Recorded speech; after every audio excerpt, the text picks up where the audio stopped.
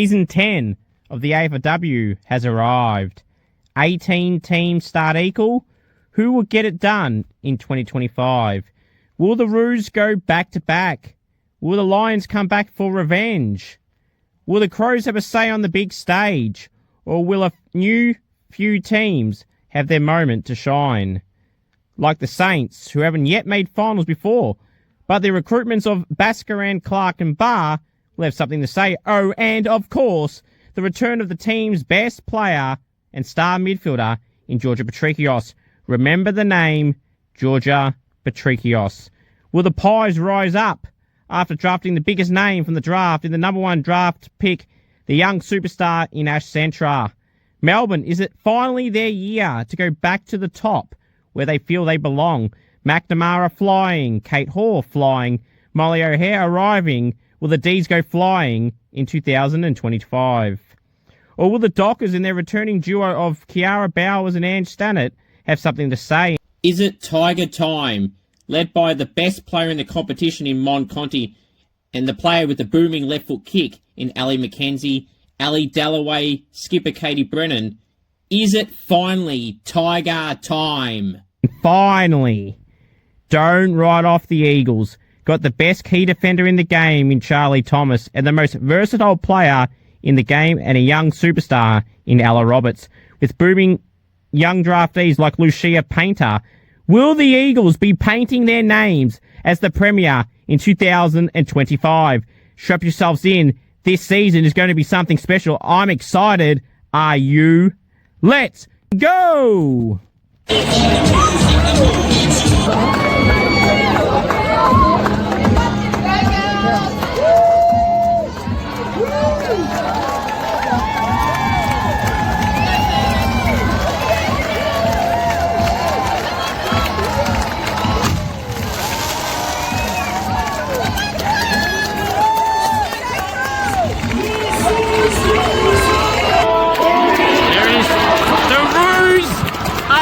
The 2024 AFLW Premiers, they win by 30 points.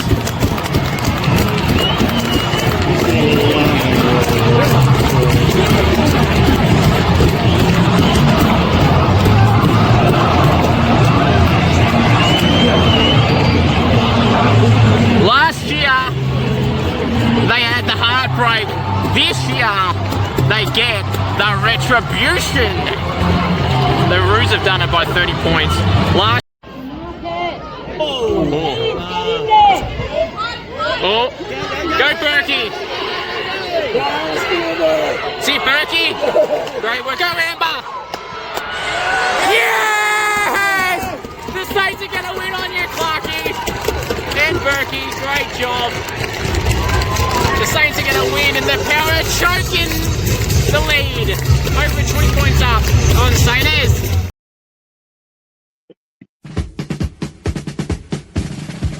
Oh, when the Saints go marching in. Oh, when the Saints go marching in. Oh, how I want to be particular when the Saints go marching in.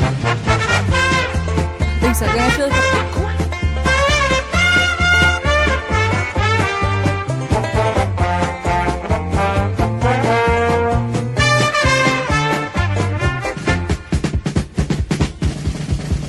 When the Saints go marching in, oh, when the Saints go marching in, oh, how I want to be particular when the Saints go marching in. Hello, everyone, and welcome to one of the best Scoops AFLW shows of all time. I'm your host, Scoops, the sole admin of Scoops, and oh, when the Saints have broken more history. First it was the men's team, now it's the women's team for the best ever comeback in three-quarter time history in the AFLW. Saints won after trailing by 27 points at three-quarter time. Ended up winning by 11 points. 38-point deficit, 38-point turnaround. The Saints go marching in. The Saints own the Poile Football Club in the men's and the women's. They own the SA clubs in the AFLW this year.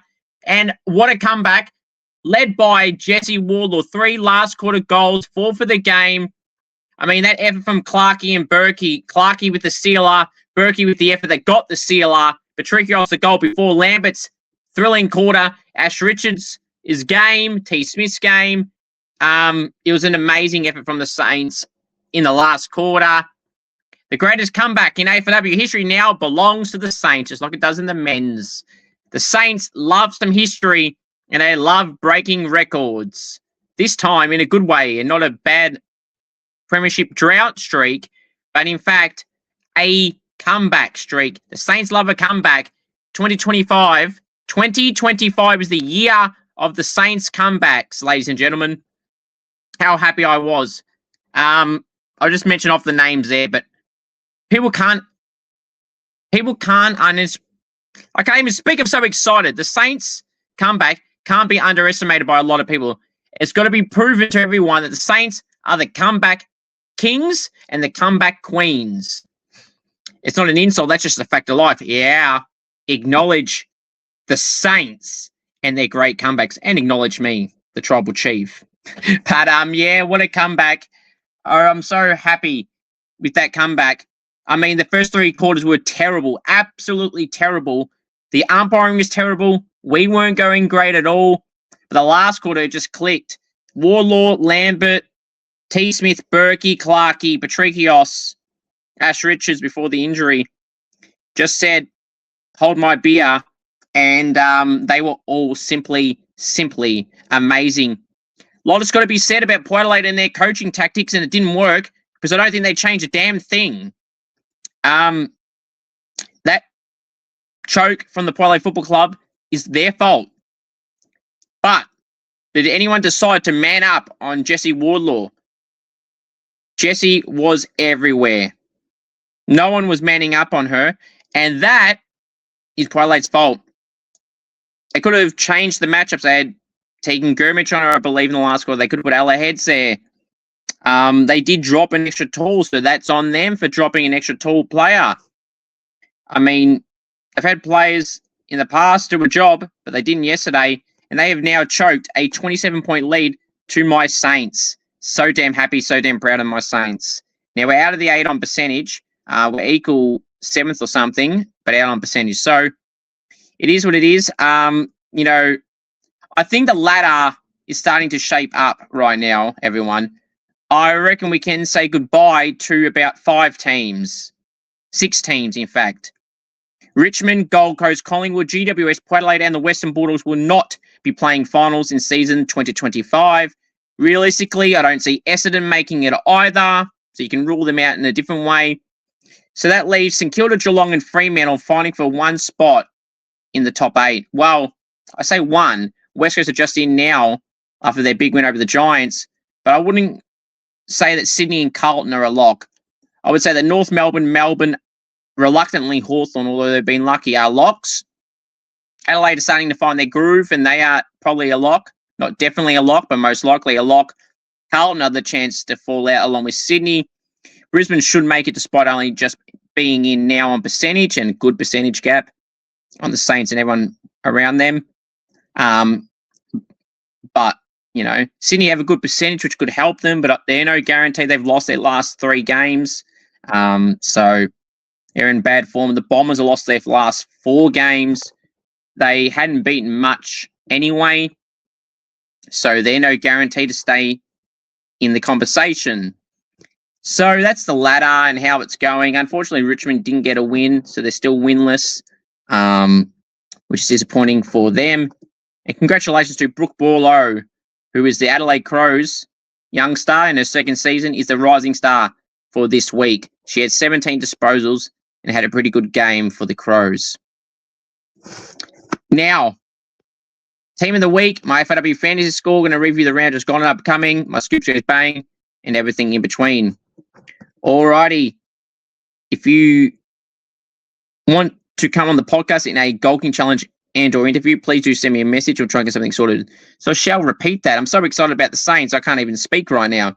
If you know any AFLW players or any State League players and you want to see them on the channel in a Golking Challenge and or interview, please do send me a message. We'll try and get something sorted. Cameo.com Cooper G. If you want me to roast a friend, wish on my birthday, anything at all, cameo.com/Cooper G. All right. Now it is time for that world famous segment. Scoops goes bang boom. Okay, something that's just been annoying me the last few weeks and something that should have been implemented at the start of the season was the clock stopping. Now, I thought the clock only stops in the last 5 minutes. And then it wasn't stopping in the last 5 minutes. It then ended up being in the last, 3 minutes, if that 2.5. And I was like, okay, righto, whatever. But now it's stopping in the 5-minute mark, the 10-minute mark. Yesterday at the Saints game, there was no injury or anything for that to stop. It was just after a goal or something. So I'm like, I'm a bit confused as to what the rule is because it keeps changing, it seems. And the major one is, since when did the score review come in? The last few weeks, one of the Collingwood Vic Park games that came in against Sydney or Hawthorn, and then ever since that game, I've seen it so many times since then, from round 5 onwards. I'm a bit puzzled. When did a score review come in? I thought they don't have a score review. One decision took 3 minutes on the weekend, or the weekend prior as well. It's a bit confusing, to be honest. I'm a bit not sure what the rule is. I thought there was no score review. They say there was no score review. Now we're getting score reviews. When the hell did this get implemented in? I never seen no article or anything, outlining all that. So very, very bizarre, to be honest. Just something I wanted to bring to the attention because there was nothing really to rant on about. But one thing, if I want to rant on something, is can we please let the clock stop after every goal and stoppage, just like the AFL games do? You want to help everything. Stop making the quarters shorter and let them go the normal time it should be going. Right.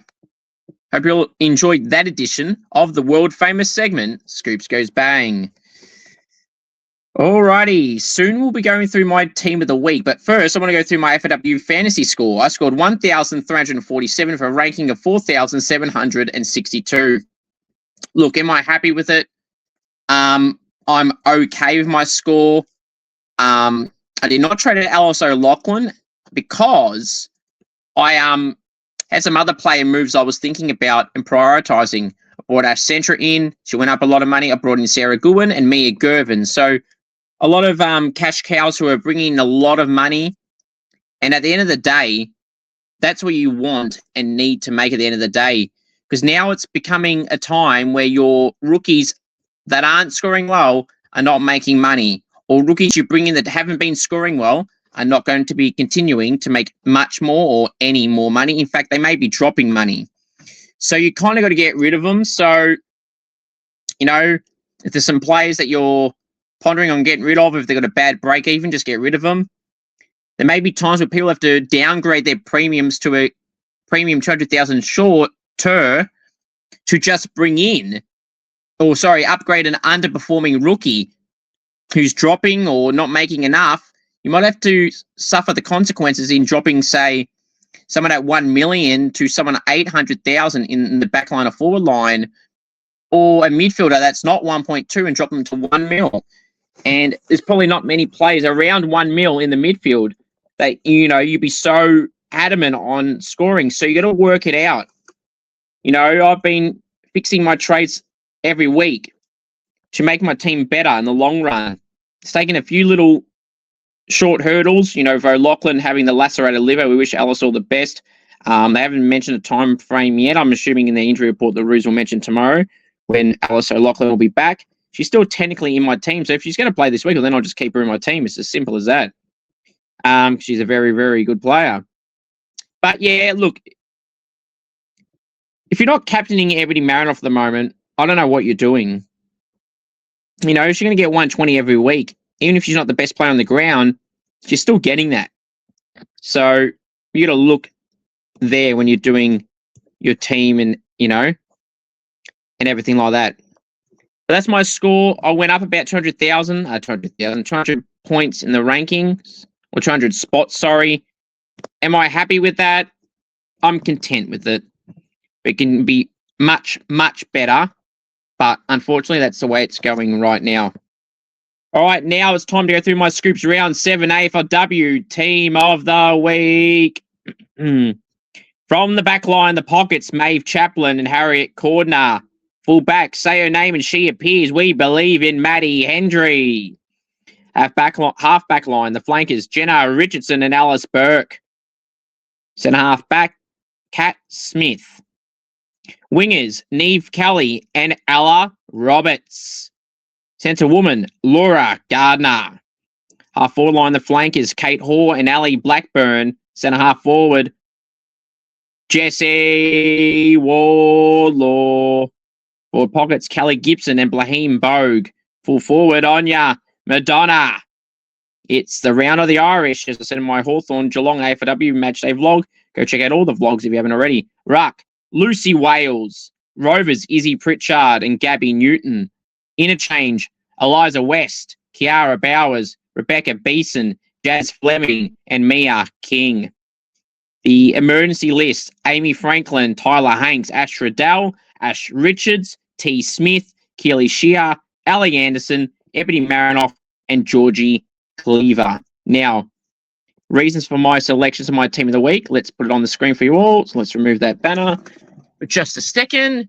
So the back line, look, on the poster is Lucy Wales on the left, Jesse Wardlaw on the right. So, also, if you're listening on Spotify and Apple Podcasts, I really do appreciate it. Leave a 5-star review. If you're on YouTube and you're watching this or any video and you haven't subscribed, please go and do so. And like the video, please and thank you. So Maeve Chaplin had over 20 disposals again for a reliable defender for the Demons. Having Taylor Gillard back is obviously helping her even more. Having a good game in their big win over the Suns. Maddie Hendry, say her name and she appears. We believe in Maddie Hendry. We absolutely believe in Maddie Hendry. Well, I believe in Maddie Hendry. She's killing it for Carlton. I mention this every week. Back-to-back weeks, I believe, for Maddie Hendry. So, bet over 10 intercepts. I think it was 13 to 14 intercepts for Maddie Hendry. So, playing really, really well. Harriet Corner, her fellow teammate at Carlton, 20 disposals. Had about 10 intercepts herself. So, took some good pack marks. When I caught the second half of that game, she was absolutely everywhere, Harriet Corner as well. Jenna Richardson was one of the best on the ground, if not the best on the ground for the Hawks. 22 disposals in the back line, about 10 marks. Had a key impact. It wasn't just chippy stats. It was a really good game from Jenna Richardson. Kat Smith had 21 disposals for the Giants. One of her best career games. Just all-round defensive acts as well. Berkey, 17 disposals. Probably the best game in her career Berkey has played. 17 disposals. There's a milestone game coming up, Berkey. I believe late in the year. All going to plan. And 17 disposals, that match-winning play, the CLR moment with Amber Clark, the chase on her port opponent, the tap, the handball to Clarkey, who got the goal. She didn't just get in for that moment. She made that moment, Berkey, and that was her moment with Clarkey, and they delivered on that. And she was great in general. Neve Kelly, a goal and 31 for the Crows winger. Did very, very well, did Neve Kelly. Ella Roberts, a goal, 26 disposals, like 18 of those contested. A lot of score involvements and clearances. I think it was 7 clearances. Ella does what Ella does. The best young player in the competition. Don't at me. It is Ella Roberts. It is Ash Centra and Loz Young. And the best player in the comp is still Mon Conti. Laura Gardner had probably one of the best stats for the round. 37 disposals and a goal. Bunch of clearances. Score involvements. Laura Gardner, another good game. Kate Hoare, who's playing mainly midfielder as a midfielder, 2 goals, 20 disposals. Was everywhere, Kate Hoare, in their big win over the Suns. Ali Blackburn for the Bulldogs on the other half-forward flank. 4 goals, 25 disposals, mainly playing as a forward, not a mid. Should be playing mid. This was an amazing game, but still should be playing in the midfield. She's their best player in the midfield, along with Izzy Pritchard, which we'll get to in a second. 4 goals, 25 disposals. She was dominant for the Bulldogs in their big shock win over the Pies. Jesse Wardlaw, 4 goals, 14 disposals, was absolutely everywhere, Jesse in the last one in particular. It was even good when the Saints weren't going well and deserved a spot in the team of the week. Kelly Gibson, 3 last quarter goals for Jesse Wardlaw too, by the way. Just remember that Port Fansel, that sink in. Kelly Gibson, 2 goals, 3, about 15 disposals, was really good for the Eagles in her milestone game. 1-1 for Kelly Gibson. Her 50th game for West Coast, I believe that was. She was really, really good. Anya Madonna, 2 goals, 15 disposals. She set up the win for the Hawks, in my opinion, or one of a few. She was really, really good and really should have kicked 5. Missed some gettable shots in Anya Madonna, but still amazing. Blaheem Bogue, what a season she's having. Her debut season, technically. Last year, she didn't play an AFLW game, played every game this year. Up there in the common, I think she's second. She kicked 2 goals and 14 disposals, about 4 score involvements. She was everywhere. Blaheem Bogue in their big win in the end over the Bombers at a windy hill. It's not called Windy Hill. It's called Windy Hill for a reason. Lucy Wales, one of the best ruck performances this year. 27 disposals, 37 hit-outs. Just simply dominant in the midfield. A lot of clearances and contested possessions and score involvements, and that gets her in the team. Izzy Pritchard, 33 disposals and a goal, I believe, as well. Was simply amazing for the Bulldogs. Gabby Newton, a goal and 28 disposals, about 14, 18 contested possessions, about 7 score involvements. She was absolutely ever Gabby Newton. Eliza West for the Hawks. Eliza West had 27 disposals and really, really impactful in the midfield, just bursting out of the pack. The handballs, the kicks, the tackling, that's what Eliza West is known for, and she's a very good player. Kiara Bowers, talking about tackling, 21 disposals, 17 tackles. Kiara Bowers, 27 disposals and 11 tackles. That's Kiara Bowers doing Kiara Bauer things. 21 tackles last week, 11 this week. Just amazing. Rebecca Beeson, the captain of the Giants, 27 disposals. A lot of contested possessions, but her efficiency was really high. I think it was late 70s, early 80s, so she's really, really well. Jazz Fleming, 22 disposals on the wing, but her impact was impactful. Watch the game and you would know. Likewise, Mia King, 22 disposals, 11 tackles, 7 or 6 clearances, which is really, really good in there. Good win over the Bombers for the Roos. Mia King having a great season. That's back-to-back weeks for Team of the Week for her as well. Amy Franklin was the stiffest emergency with 3 goals, but 4 disposals, but was very close.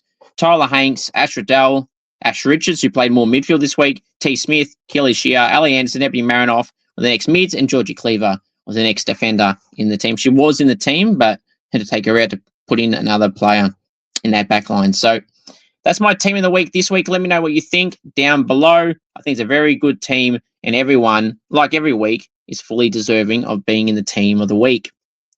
Now, let's review the round 7 game, shall we? So it started on Thursday night at GMHBA for grand final week. Geelong 35, Hawthorn 42. Hawthorn by 7 points. Look, Geelong weren't disgraced at all.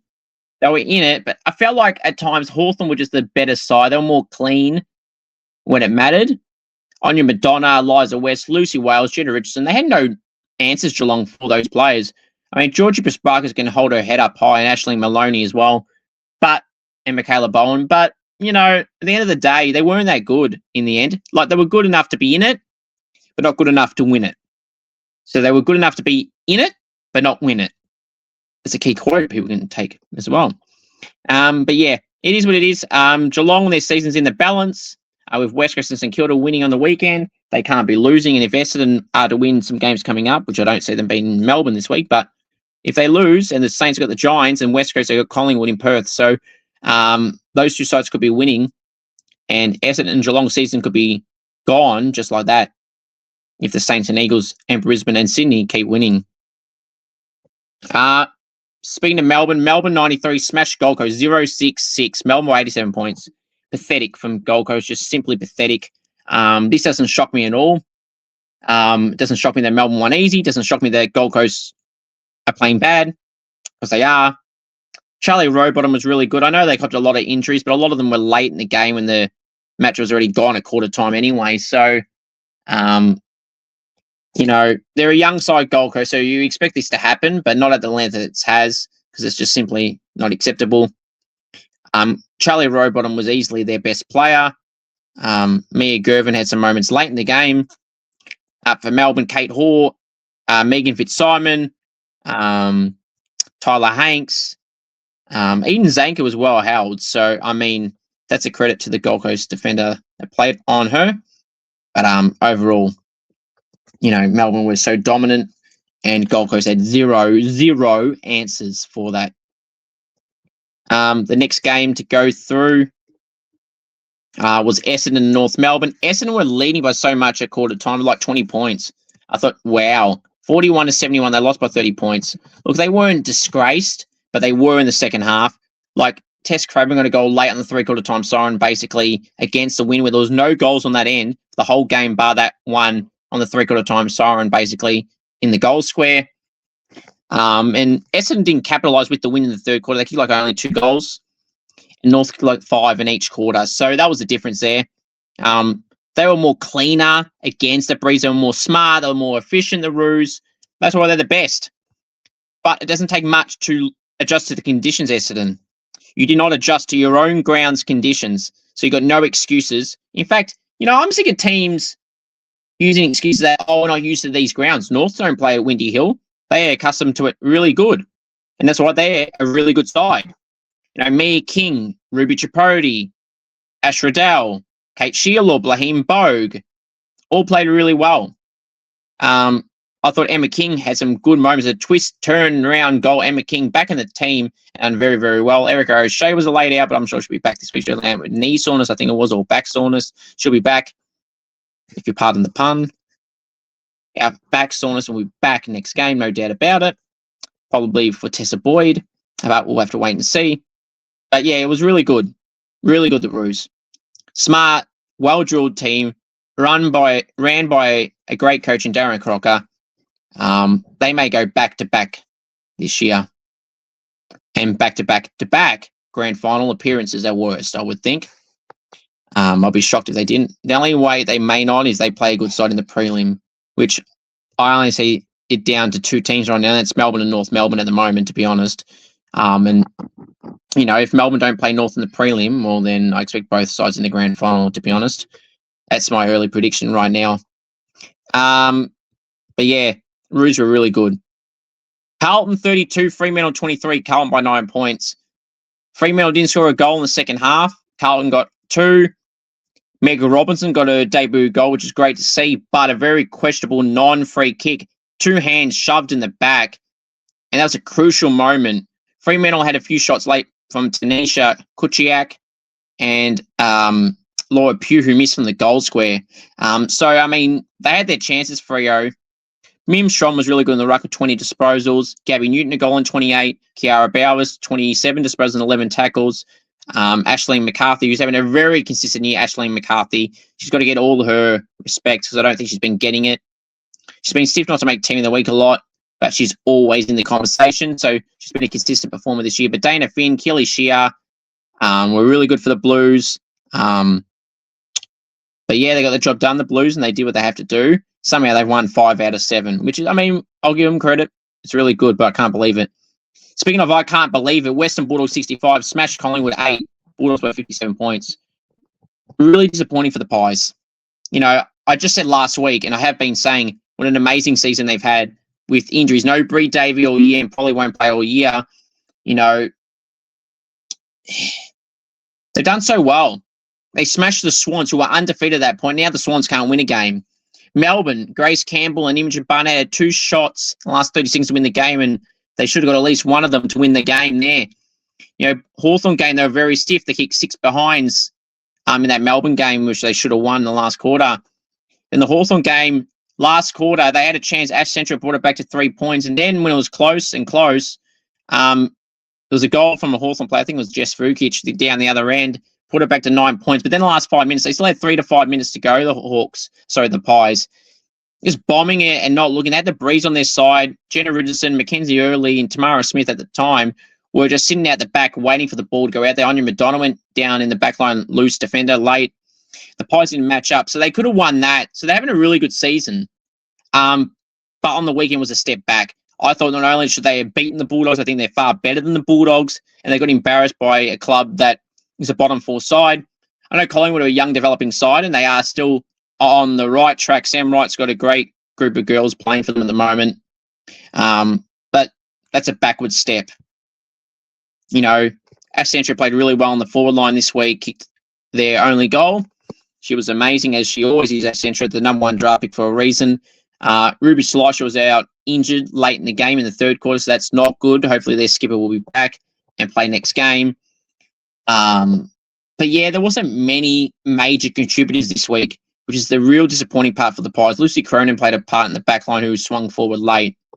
But for the Bulldogs, it was Blackburn, it was Edmonds, it was Pritchard, it was Riley Wilcox, that all stepped up for the Bulldogs, and it's really disappointing because the Pies are much better than the Western Bulldogs still, which is really disappointing for them. Now, on Sunday games, the Saints 53, Adelaide 42, the Saints by 11 points. You want to hear my thoughts on the comeback and how it's the greatest comeback in three-quarter time in AFLW history? Go watch the start of the video, the first 10 minutes, or 3 minutes in or so, for the next 7 minutes from there. Warlaw, Smith, Richards, Berkey, Clarkey, Patrikios, simply amazing. But for the Power, they controlled it in the first three quarters. Jimmy Houghton was really good at forward. Inti Tahu had a nice mark. Caitlin Pope had a nice goal. A floater, but a goal nonetheless. Lily Patterson, in her fourth or fifth game of her career, she had 17 disposals and played a good part early. Ash Woolen had some moments. Matilda Schultz had some moments in the ruck. Probably won the battle, but didn't win on the scoreboard. So, but yeah, the Saints were terrible for three quarters, and then the Power disgraced themselves in the last quarter. Coaching is going to be questioned there, and effort from some people just wasn't good enough. They had no answers for Jesse Warlaw or any of the players I've just mentioned 50 times already. Lambert, Warlaw, Berkey owned that last quarter, and Smith and Richards before that were dominating as well. They had no answers for any of those players. And Clarkey got the seal and was great to see. But yeah, simply amazing. I'm so damn happy with the Saints girls, and all aboard the Saints train. We may be back, but I say that and the Saints will lose to the Giants this week in Canberra or Sydney, just to piss me off. In Sydney at Henson Park, which the Giants play all right at. So I'll have to wait and see. So does Sydney. But we're not playing Sydney. Brisbane 54, Richmond 20, Brisbane 34. Brisbane started to kick the first few goals, and Richmond actually hit the front. They were like up 20-18 or something. I thought, oh, here we go. The Tiger Army are in full force, and I thought they were going to get the win, and then Brisbane went bang, bang, bang. And Ali Anderson's 100th game. Congratulations to Ali Anderson on being the Eagle first player to reach 100 AFLW games. Simply amazing. Got a nice goal. And I want to say it before I forget, Ebony Marinoff also game 100 at the same time, different game in Adelaide against the Swans. One on the two stars of the AFLW competition, Ali Anderson and Ebony Marinoff, for the first players to reach 100 AFLW games. Just simply amazing. Well done, Ali Anderson and Ebony Marinoff. But Brisbane were the far better side for the most part of the game. And for that search where Richmond came in to the contest, Grace Egan, Ali Dalloway, and Mon Conti and Ali McKenzie were some of Richmond's better players. And that seems to be the trend most weeks, that Mon and Ali McKenzie are their best two players each and every week. And other players need to step up. Adelaide 41, Sydney 39, Adelaide by 2 points. Marinoff, Neve Kelly was awesome. Sarah Goodwin playing some midfield was really good as well. But Laura Gunner was the player who stole the show. A goal and 37 disposals, a bunch of clearances. And score involvements, she did really, really well. The last game to go through from round 7 was West Coast 75, the Giants 33. The Eagles by 42 points in Perth. Amazing. I say never write off the Eagles in my intro. I think they'll make the 8. I'm telling you right now, I think they'll make the 8. Not because they beat the Giants. I'm just been saying this. They're going to have inconsistencies at times. I said this last week as well. Young sides are going to have inconsistent performances from time to time. But this was a really good performance, a 3.5 quarter performance, except for that late at third where the Giants brought it back to like 4 points. And then to win by 42 points, the Giants, in the middle part of the third quarter, when the Giants got like 3 goals to start the quarter and brought it back to like 4 points, and the Eagles get 3 or 4 goals to end the third quarter. And I thought, yep, there we go. The Eagles got it. And the last quarter, they piled more goals on. Ella Roberts, Georgie Cleaver, Kelly Gibson were really, really, really good. Hopefully Lucia Painter is back next game this week against Collingwood in Perth. They've missed her presence up for, though. That's for sure. Right, let's now preview the round 8 games to wrap us up this evening. So, we'll start off on Thursday night. Yes, Thursday night in Frankston. 7:15 p.m. Victorian time. It's Hawthorn and Fremantle. Mim Strom versus Lucy Wales is going to be a great matchup. The best 2 rucks this year. I wonder how it's going to go this year. This week, on Thursday night. I'll be tipping Fremantle in this one. by 5 points. I don't know why. I just feel like Fremantle will win and Hawthorn's luck is going to run out eventually. I don't see Hawthorn being a threat come finals time, but we'll have to wait and see there. But that's my tip. Fremantle by 5 points. The next game to go through is Friday night at Icon Park. It's Melbourne hosting Essendon, 7:15 Victorian time. I'll be tipping Melbourne in this one by 48 points. Saturday at Henson Park in Sydney, 1:05 p.m. Victorian time. It's the Giants hosting my Saints. I think the Saints will win by 18 points. 3:05 p.m. in Tassie, UTAS Stadium in Launceston. It's North Melbourne hosting Sydney. I'll be tipping the Roos in this one by 26 points. 5:05 p.m. People's First. It's the Q Clash. Gold Coast hosting Brisbane. I see Brisbane. This is 5:05 p.m. Victorian time. I'll be tipping Brisbane in this one by 45 points. I just think they'll be the far better side for this matchup. The next game to go through is the night game on Saturday night. It's Port Adelaide hosting the Western Bulldogs. So I'll be tipping Port Adelaide in this one by 5 points. I don't know who to tip in this one. I think Port were good against St Kilda, except for the last one. They were terrible. Bulldogs were good against the Pies for 4 quarters, but Bulldogs probably just fluked that game and they'll be back to usual. So Port Adelaide by 4 points. Sunday, 1:05 p.m. at Icon Park. It is Richmond hosting Adelaide. I'll be tipping Richmond in this one by... Sorry, not Richmond. I'll be tipping Adelaide in this one, by 11 points. 3:05 p.m. at GMHBA. It's Geelong and Carlton. I will be tipping Geelong in this one by 8 points. And 5:05 p.m. at Mineral Resources Park in Perth. 5:05 p.m. Victorian time. 3:05 Perth time. It's West Coast hosting Collingwood. I'll be tipping West Coast in this one by 22 points. I think the Pies are a chance, but I think the Eagles may get the job done late. It'll be close to 3/4 time, and then the Eagles get away in the last. They played really well in the last quarter, the Eagles generally. So, in fact, they have every game this year, basically. So, yeah, that is my predictions there. So my final thoughts are simply this. Good luck to everyone's teams in the AFLW this week. Hopefully this week's another good round of AFLW footy.